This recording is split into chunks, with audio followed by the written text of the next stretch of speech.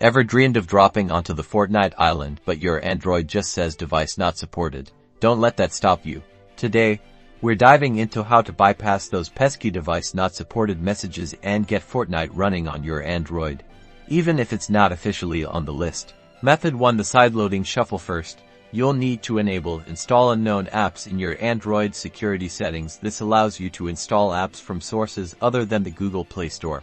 Next, using your phone's browser, navigate to a trusted website that hosts the Fortnite app. Search for Fortnite app download and look for a reliable source. Be cautious. Download only from well-known, secure sites. Once the app file has finished downloading, locate it in your phone's download folder and tap to begin the installation process. Follow the on-screen prompts. After installation, open the Fortnite app. It will likely prompt you to download additional game files. Make sure you have a stable Wi-Fi connection for this large download.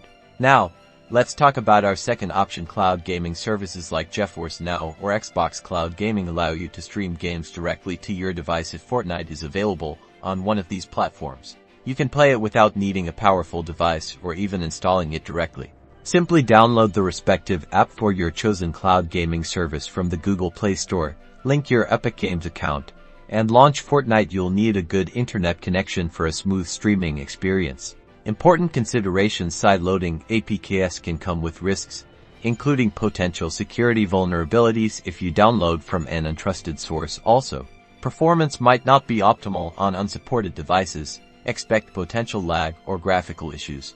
Cloud gaming is generally safer and often provides a better experience, but it relies heavily on the quality of your internet connection. Choose the method that best suits your comfort level and network. So there you have it, 2 workarounds to get you into the Fortnite action. Now go ahead and try it out.